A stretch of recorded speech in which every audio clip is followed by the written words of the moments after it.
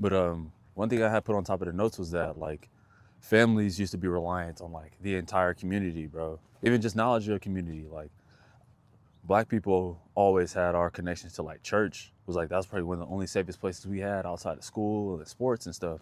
So parents often relied on our church homes as an extension of your family. Or like your cousins, aunties, like those are my babysitters. I didn't really have a babysitter. I lived at my auntie's house or my cousin's house when my parents was working. And I don't think our generation of kids will really have that like extended family. And so that's kind of taken away from like really how we are in developing. And as we talk about like male loneliness, I think that's probably a good place to start is just like seeing your family get more divided. Yeah, bro. Like you said, like that was mentioned within the notes. It was like, it takes a village to raise like a child. Yeah, You know what I bro. mean? It takes everybody to be kind of active, because everybody tends to kind of have an influence on children, especially like as they're growing up, bro. Like kids are super like impressionable, bro. Like, so it's important to kind of have that establishment before it to be so divided at this time, like with this epidemic going on. Yeah, Like, bro. it's really like fucking up the family structure for sure. But like, it's making that epidemic rise as well because of what they're seeing. It's only just pushing them away from that ideal. Yeah. But then it kind of tells the show like when we think about just like lifestyle dynamic, like you hit 18, bro, you're supposed to move out. You're supposed to really like go ahead and do your own thing. And not knowing that like majority of families benefit from the entire family being at the crib together, like generations being in the same household, grandmother, great grandmother, down to the youngest baby. You know what I'm saying? Like Facts. it's supposed to be that way. And y'all supposed to live together to be able to really hone in on y'all money in the same pot, our knowledge and resources. We're all on the same team as far as like when we leave the house, we know we leave it not only just to represent ourselves, but we know what we bring back home is going to be shared within each other. And then that makes you a better person. Like that makes you easier to love, and you have probably have better friendships, better relationships and stuff because you're used to having like a wider scope of family of love at your reach. And so I think as Absolutely. we see families and the even the goal of the family seems to look smaller and smaller, or just single parent households is like the new norm. So I think that's definitely contributing, if not But what I even look within as the the root community, source. though, it's like not even like your neighbors. We don't even rely necessarily on Nah, our neighbors no more. That's out of the picture. Like nah, you you used was to to be walk able in to, with the fruitcake, like, "Hey, right, welcome to the bro. Like neighborhood, bro." your neighbors were almost like an extension of the discipline that was being practiced by children, bro. Like from like a parent perspective, like you'd be able to know that whatever your child does within, whether it's a cul-de-sac, whatever community, Yeah, whatever, street that you live on, you like parents could basically rely on their neighbors to be like, your child acting up. yeah, Like, you know what for I sure, mean? Like, bro. and neighbors will be able to check kids like, I know your mama wouldn't be cool with you doing that.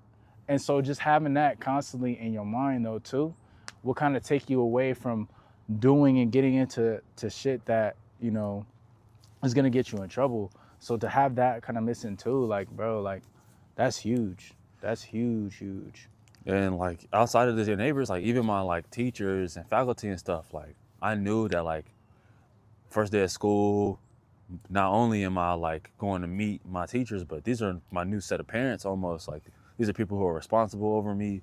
They're gonna be able to like not only put me on with just like how to get a good grade, but it's almost like I know that they're also aware of my habits. Like they're checking out because I work in education, and that's a part of like my training. Like I'm a mandated reporter, bro. I gotta make sure this kid ain't got no welts on him. Like I gotta make sure this Yeah. kid is like, and even in shape to be able to like learn over the course of the year. I'm sure like most students feel like their teachers don't care, but I trusted as a kid. Like these are adults that have my best interest, and that like these are trusted people. Even though I had mean and shitty teachers, but I felt like those are still responsible adults that of course they gonna pass a background check. Like these not no weirdos. Yeah. Like I would trust that these are people.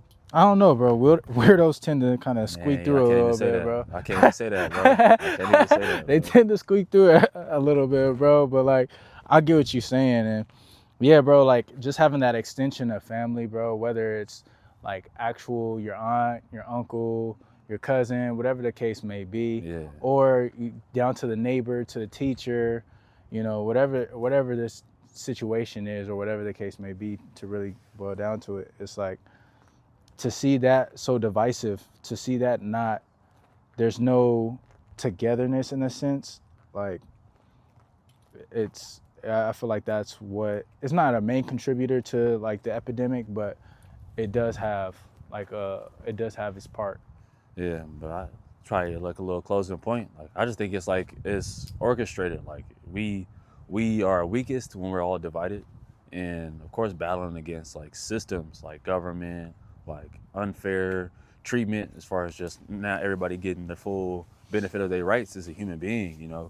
And we're weakest when we're all separated. So I think that's a part of the plan, to be controlled, to be like led astray, and of course if men feel lost, they're self-destructive, like they're a time bomb, like Yeah. we don't have to worry about them as competition to our resources. I think you're at your weakest, whether it's your work effort, your hustle, everything, like your love for life is at its weakest, you know what I'm saying? So I don't think when you are separated from your identity, separated from your support, you're gonna be you're not gonna be at any use of anything, in my opinion. So Yeah.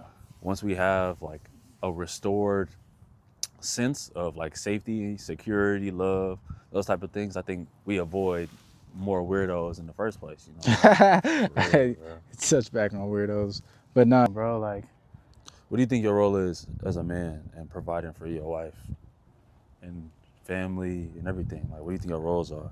good question, bro. I feel like it's changed. Like, I feel like initially going into it, it felt like that traditional thinking as far as what a man should, because I feel like it's passed on. Like I said, it's traditional, so it's Yeah. passed on. It's a passed on thought, and you fall within line of that thought by saying, "Oh, I gotta be the one, the breadwinner. I gotta be in charge. I gotta be in charge of the household. I gotta Yeah. be in front of the household. You know what I mean? Like I'm the man, so I hold this whole shit down. Yeah. You know what I mean? You take on the role of that image of basically the man holding the world. Yeah. That's what I see, or that's what I thought the ideal was when entering a marriage. But now it's transition, bro, because like what a man is based off of individual thinking. You know what I mean? What a woman is based off of individual thinking of Yeah. like how that should be applicable, what role you play within your relationship. Like I don't feel like, I feel like that is just an easy way to go by, but really it's complex, just like relationships are. So not everything's gonna be by the book. But you mentioned like that image of the man holding up the world and being the head of the household, powerful titles, things that you feel like you want to encompass. And it's often backed by, because I'm a man and as a man, these are your responsibilities. And do you think it's not also destructive that a man feels that he has to hold on the weight of the world for the world, you know what I'm saying, for his world? And I'm not saying that like it should be a team effort, because then that would kind of change the expectations and take some of that responsibility off me. Could that be a benefit for the man in the sake to not have to carry the whole weight of the world by himself? But I think as we get on to 2025 and years after, I think that conversation now makes a man feel less than, or maybe less desirable, more feminine, unquote, to Yeah.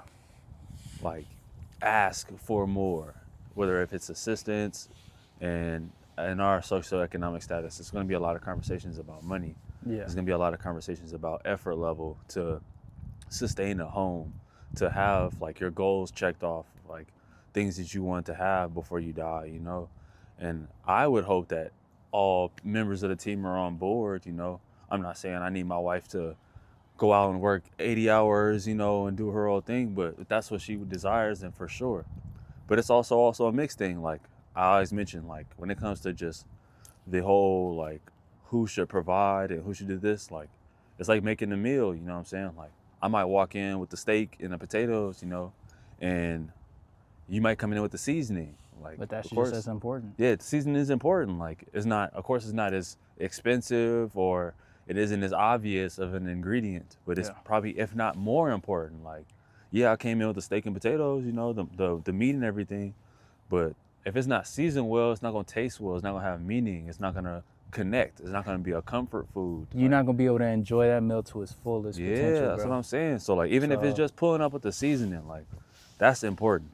So I think what I came to realize with our misinterpretation of social expectations as far as men and women, like there is like what you put in the notes, like happy wife, happy life, bro. That phrase is crazy, bro. And I would want men's happiness to be in consideration, but it's that feeling of like I'm expected to hold the weight of the world, and I'm supposed to like sustain it and stand strong and be stoic and not show any like signs of weakness or being stressed or those type of things that would obviously happen to somebody holding in the world. Like, Yeah.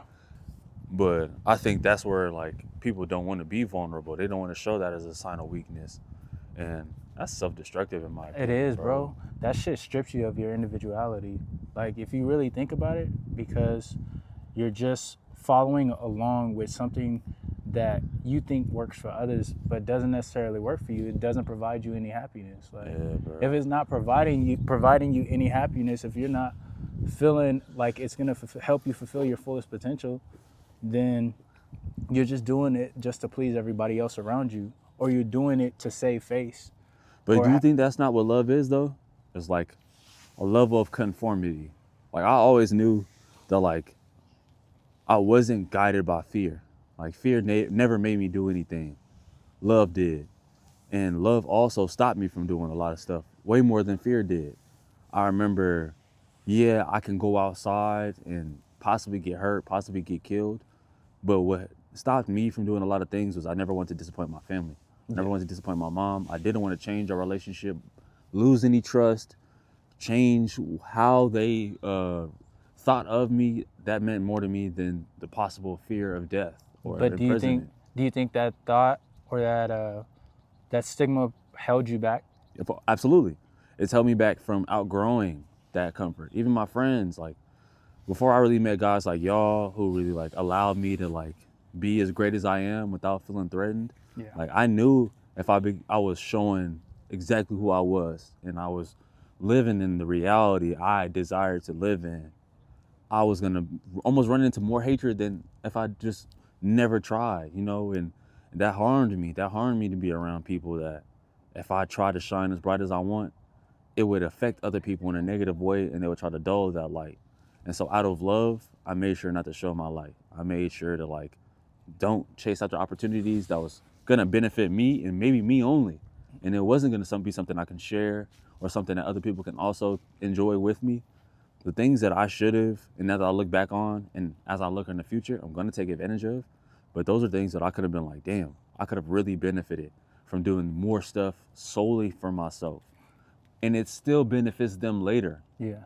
Me being at my best, me being at my strongest, my most wealthiest, that benefits them, you know? That benefits everybody. Then I'm able to take care of the whole world. I'm able to hold that up strong because I took time to dedicate it to myself, built that strength up, then I can spread it out, you know? Yeah, you'll be able to activate your full potential. But the thing I wanted to point out is that kind of to your example of what you mentioned, like dimming your light or cutting down your light or cutting off your light in order to kind of conform as far as love and to benefit somebody else. I feel like that is when discretion comes into play, because if you have to dim your light to activate or be along somebody else's darkness, then like what is the point of that? You know what I mean? Because that is placing you in a position to not reach your fullest potential too. So I feel like but that's a part of it though. I think people like, that's a part of love. And I think that makes sense for a lot of people why they kind of go against marriage, why they go against like the idea of monogamy, the idea of commitment, the idea of permanence to death. Like they want the option to remain selfish, to look for themselves first, better or worse, you know? Like people want the option to destroy their own lives. No, for real, bro. I'm glad that you brought that up. I want to destroy my life if I want to. I'm so glad that you brought that up. Some people are like tied to being accountable and they hate it. Some people are tied to being with somebody who's holding them up to a higher expectation, and that is ruined. Yeah. You know, and it's always good to, as you told me before, like there's a lot of men on this earth who were lost and they were broken down, and it took a significant other to help bring them to light. Absolutely. And that's the reason that they live for, and it's only been positives for them. Yeah, some people need a drive, bro. But then a lot of people are in relationships and they are stopping themselves from reaching their full potential, and they're stopping themselves. They're not putting themselves first, and they're not taking like consideration of how they feel. It's always for the group. It's always for their significant other first. They may feel like I'm the last thought of the whole day. Yeah. It's always about you, and then if I get a little bit of time, if I get a little bit of quiet, if I get a little bit of like space and opportunity to think about myself, do things for myself, then I'll jump after it. But at the very last, I'm at the end of the line, you know. Yeah, like I said, it goes back to discretion, bro. You really have to be observant and aware of the situation that you're in when it comes to a relationship and a marriage. Like, obviously, if you're pouring in more into that cup, but it does go with the matter of for better or for worse, right? Like, you still are there during the person's downtime, right?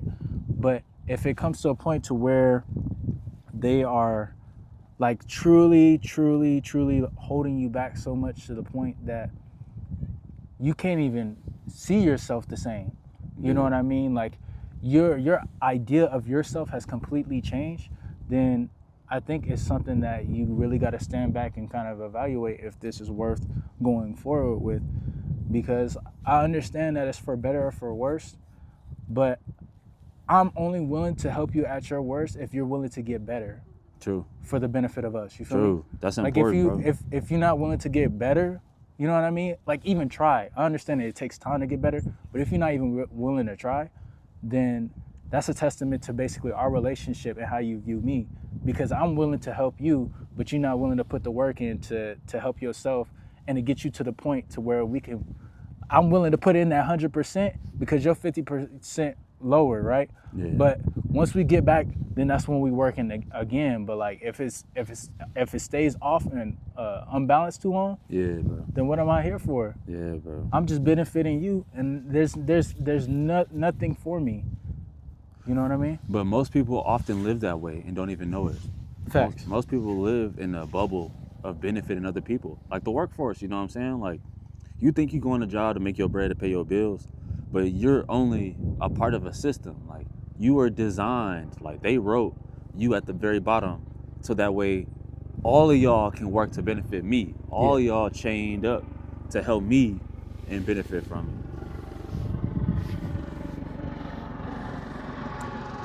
And that's how people low-key feel about their relationships. Like, movement. That's how people feel about their relationships. Like, as long as I do my part to make her happy, I do my part to keep everybody else cool, then I'll be all right. And I'm not trying to excuse anybody for like meltdowns, explosions, mistakes, quote unquote. We'll get into that. Like, but I definitely see people being selfless for too long and then resenting that and then becoming overly selfish. For sure.